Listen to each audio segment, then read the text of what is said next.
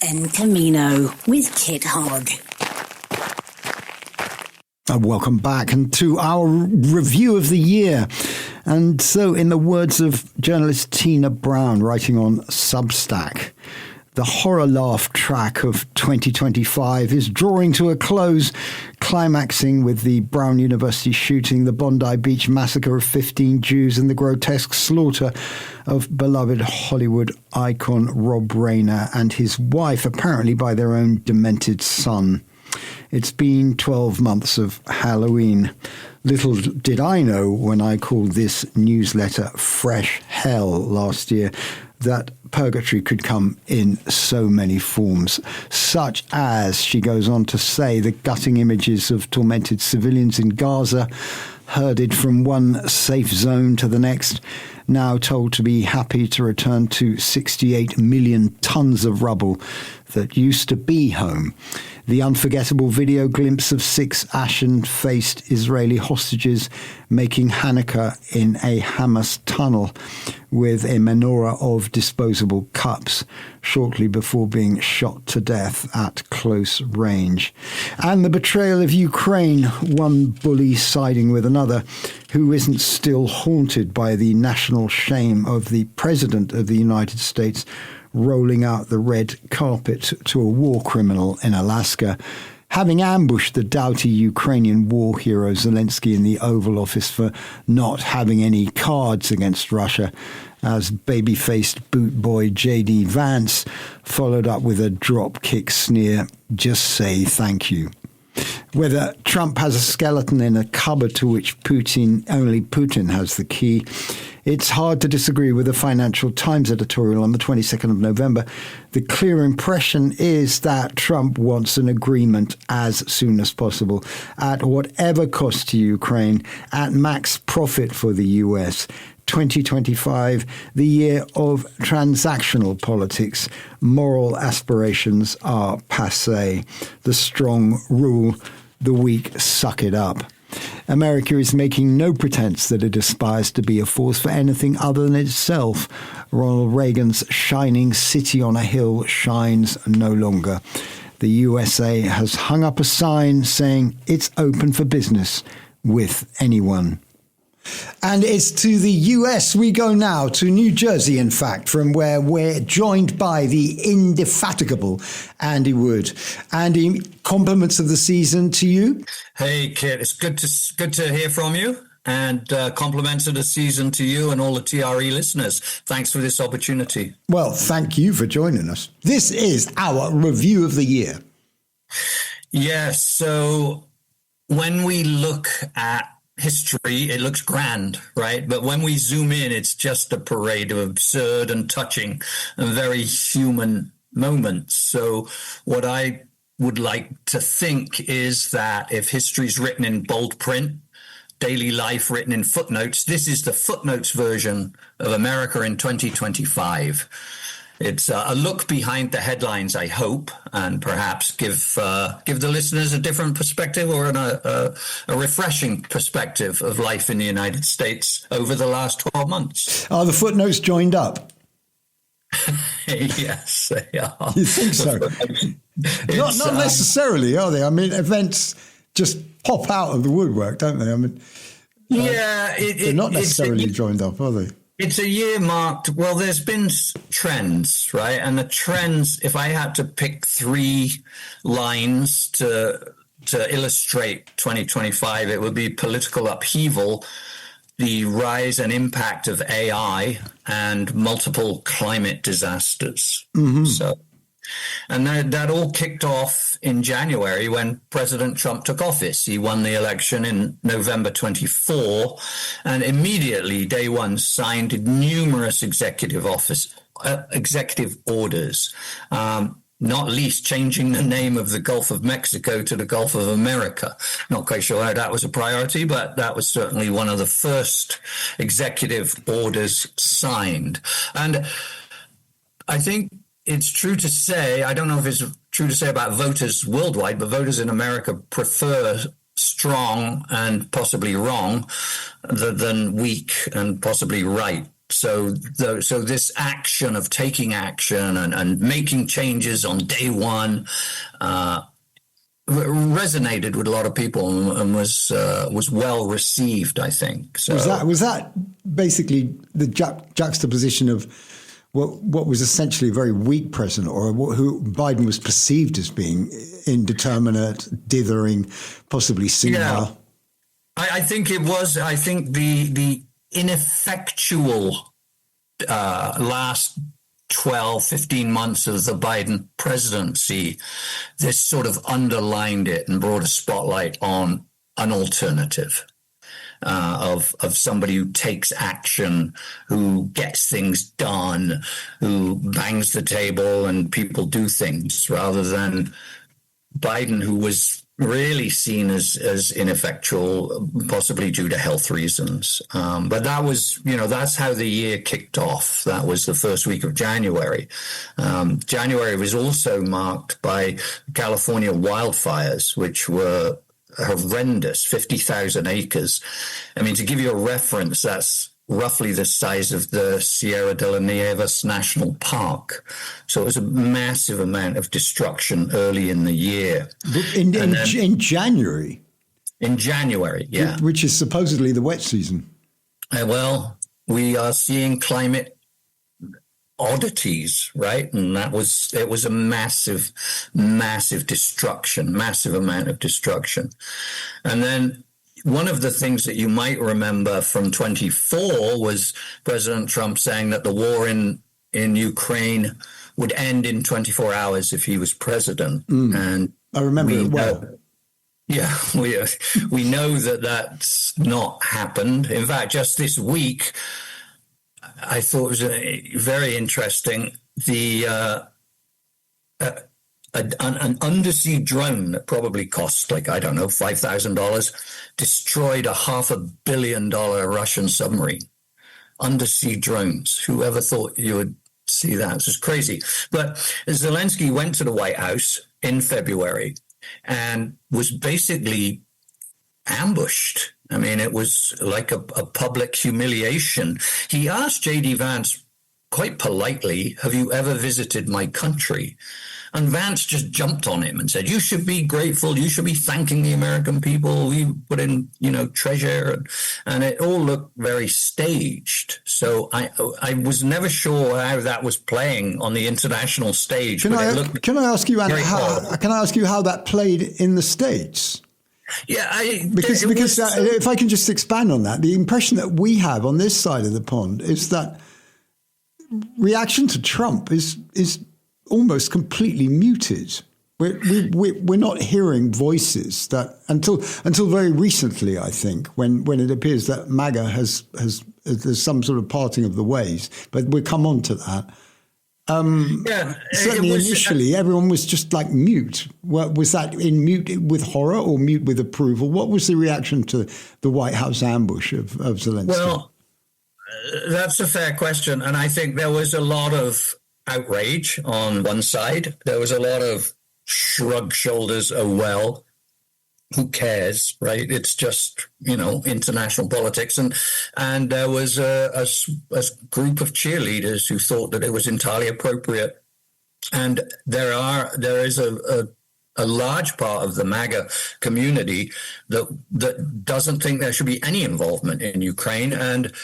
And one of President Trump and J.D. Vance's platforms was an end to these endless wars. No more taking part in these wars that never end. But pull up the drawbridge, isolationist policy. So in some areas it was very, very popular, but it wasn't a mute response. It might appear that from overseas, but it was more nuanced than that. Mm-hmm. But moving on to something a bit more positive, can we? So we don't get dragged into a morass of geopolitical misery. The world's first pig-to-human kidney transplant was carried out at Massachusetts General, which is basically Harvard Medical School, which offers hope for a lot of people who are waiting for a transplant. The first patient, he did die 2 months later, but it was unrelated. It was a cardiac event. and two other patients are still doing well. So this, I mean, this is very early days, but this has the potential to be a game changer and really improve people's lives who are just tied to a dialysis machine and just waiting for a donor. If we can grow these, breed these appropriate pigs. Are they appropriate pigs, or are they? They're bred in a particular way. Yeah. Right. With the kidney kind of. Like proper super kidneys. Well, I think with super appropriate kidneys. Yes. And with no other pathologies. Right. And is this anything to do with your line of business? No, nothing at all. I just thought it was, because I know you're in the medical world. I don't know anybody who's waiting for a kidney transplant, but I know that there's a lot of people waiting, and this will bring them much hope, which is a wonderful thing, right? Yes, absolutely. Yeah. I'm just to go back to the wildfires. We had a scorching summer here. Right. Hectares and hectares of wildfires. Spain was on fire at one time, as indeed was a lot of Southern Europe. But yeah, global warming, I think, will be something we're probably, if we're here this time next year, looking at 2026, that again will be part of our conversation, I think. How can it go away? I think you're right. Because let me just jump forward a little bit to July, where we had 130 people died in Texas in flooding, massive flooding. The Guadalupe River rose 8 meters in 45 minutes. Wow. I mean, there was a camp, like a sort of scout Girl Guide kind of Boy Scout camp, and it was just destroyed. I mean, and there was hundreds of children there, and it was. I mean, the devastation was phenomenal. It's a central Texas Was that all area. rainfall, or did a dam break? Well, I think that I don't think a dam broke, but I think that it was massive rainfall that caused levees to break and rivers to burst their banks. Holding water, yeah. Yeah, things broke, but I don't recall hearing that a specific dam broke. It sounds like a dam broke, right? When you hear that kind of statistic. But there's just no way people can prepare or get out of the way of those sorts of events. So that was Central Texas. We did have, interestingly, first American Pope from Chicago, Pope Leo. Yeah, how's he doing? Are the Americans interested in him at all? Yeah, I think American Catholics. I think Catholics around the world was really surprised. His name wasn't mentioned in the, when they went into the conclave. His name wasn't mentioned. He wasn't one of the front runners. And then suddenly he was the Pope, and I think American Catholics are overjoyed. And he has seemed to have been very concerned about the way immigrants are treated, and he's made comments that seem to be chastising the regime, the current government, so for their handling of the immigration. Well, one would situation. imagine that he would, if he was concerned with the way immigrants are being treated. Are you coming on to that, or do you want to talk about that now? Because that's been a feature, hasn't it, of the Trump regime? I was hoping we could skate past it.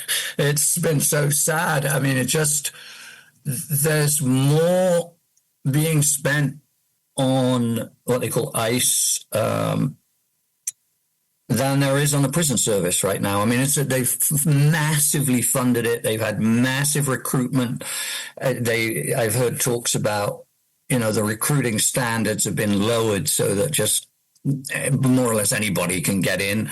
And so you've got these barely trained people in uniforms and masks just pulling brown people off the street.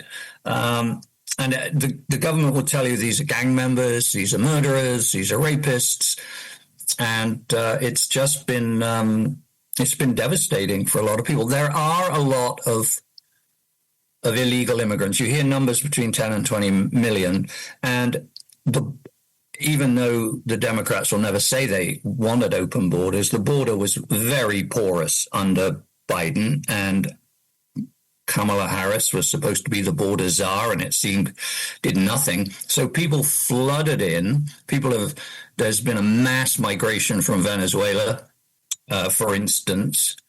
And so I think people were generally pleased with not necessarily slamming the door shut, but just stopping the flow of illegal people, but allowing the normal channels, asylum seekers, visa seekers, green card seekers, just allowing those channels to flow, and perhaps appoint more judges, and because there's a big bottleneck. But this just grabbing people off the streets is some of the video has been shocking. So there's an underlying support for the premise, but the way that it's being enacted or executed has caused a lot of heartburn for a lot of people. Yes. So the means not necessarily justifying the end. No. And they've been exacted in democratic cities, haven't they? As some sort of incursion on democratic mayors by you have to go back a bit to when Biden, when the Democrats were in power, the Governor Abbott in Texas, he would round up illegal people because they give themselves up when they come across the border. They give themselves up. It's not like they run and hide. They give themselves up. That's part of the process. Is you surrender to the border guards, then you get in the system, right, to claim asylum and things.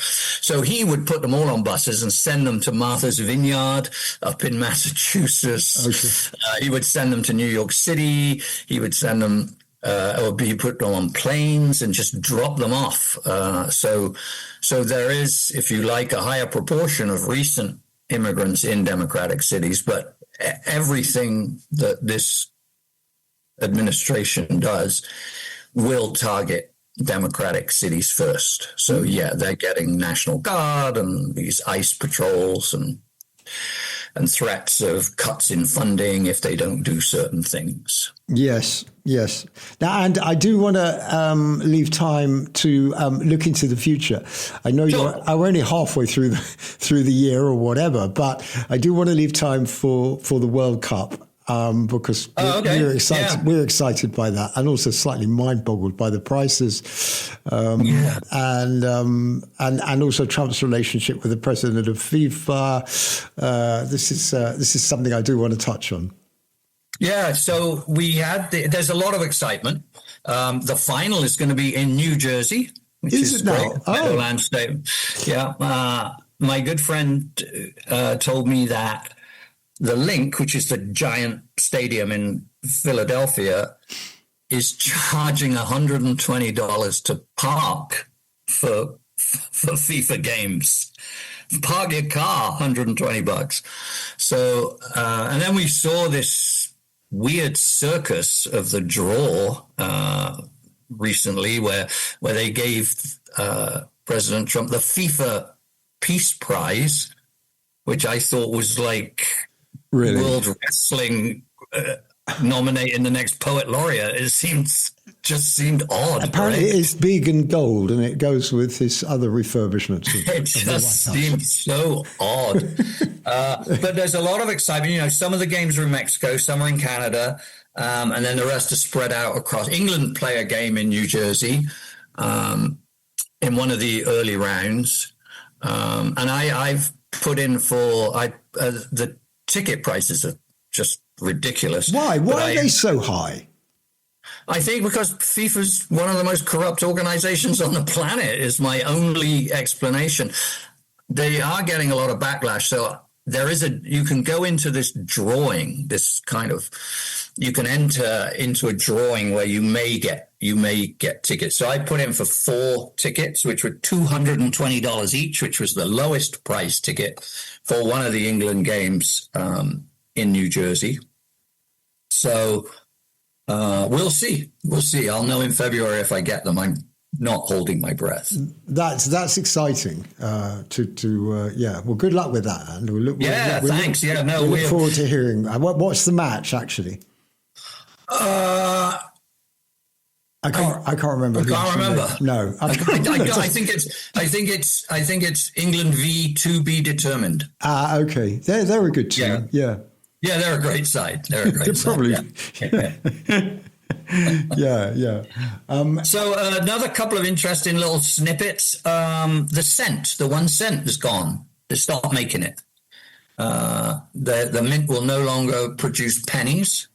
Apparently, each cent costs 12 cents to make, and as coinage becomes less relevant in our lives, they've decided to stop making them. They're still legal tender. There we are. Yes, well, there we are. I mean, did you know that in Denmark, you can't? This is the last year you're going to be able to post a Christmas card, because I did not know that. Yes, isn't that a sign of the times?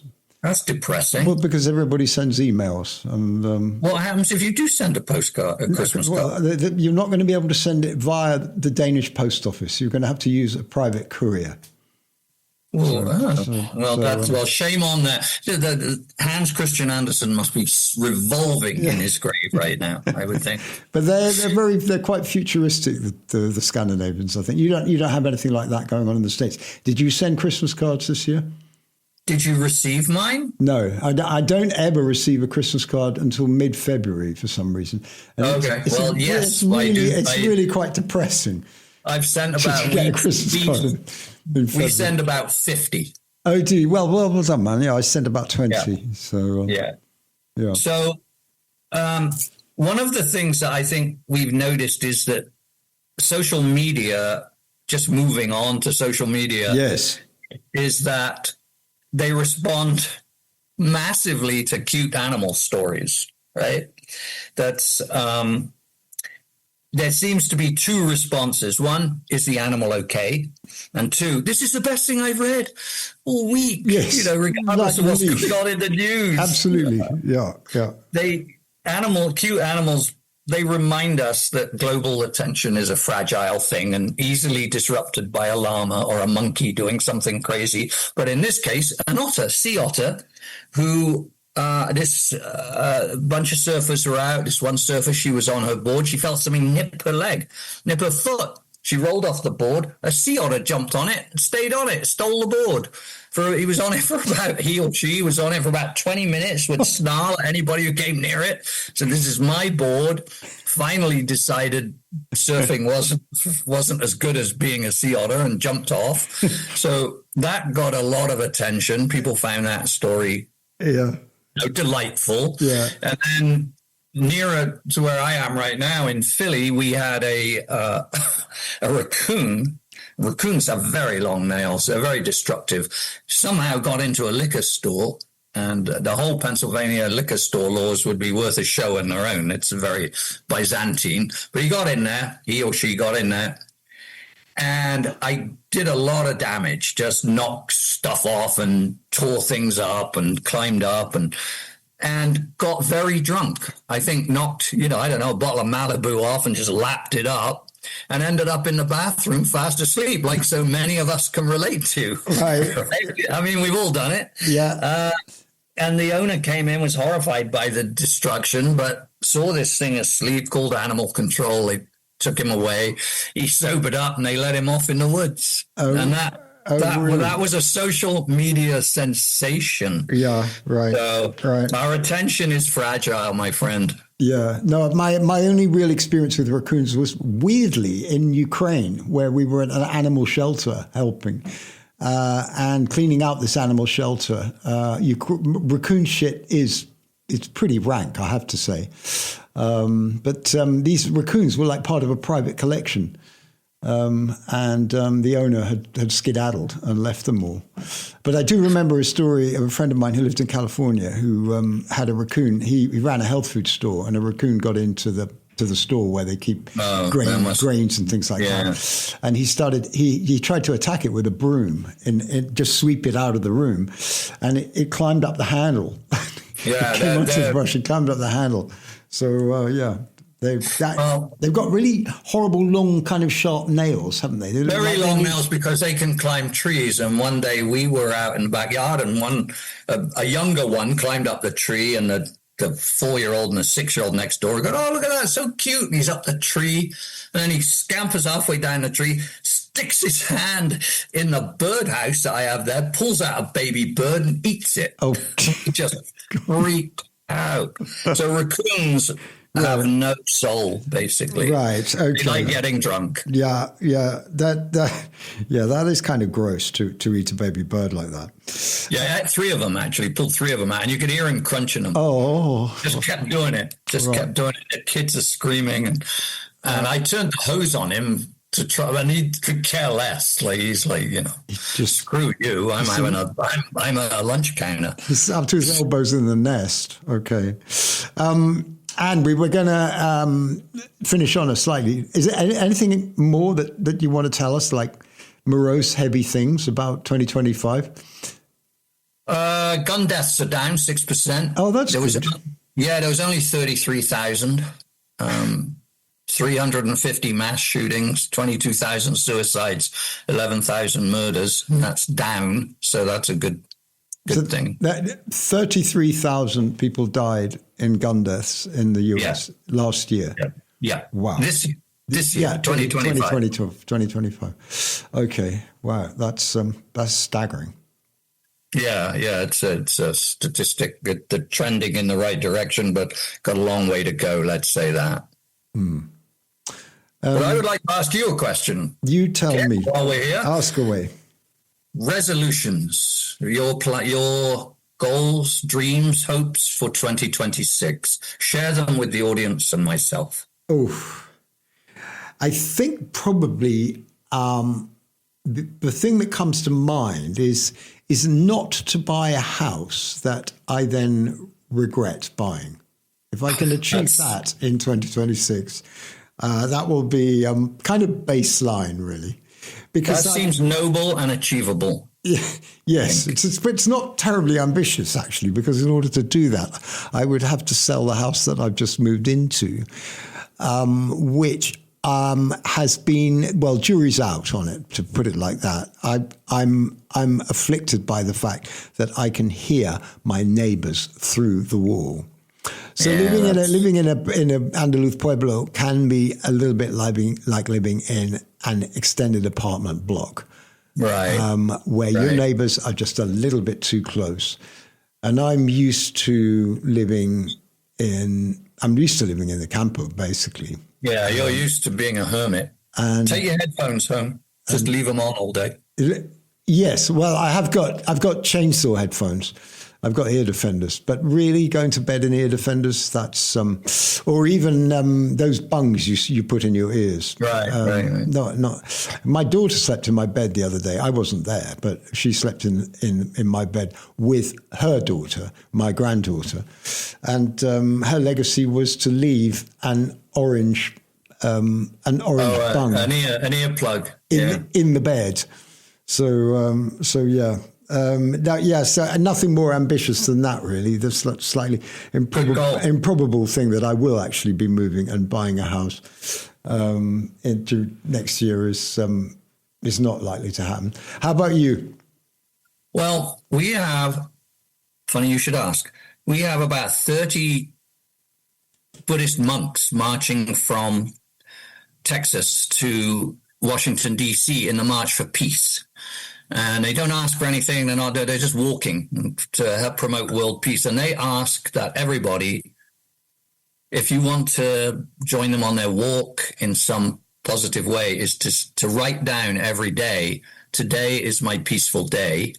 So I'm going to do that every day because I think that's a good idea to start the day with that sort of affirmation.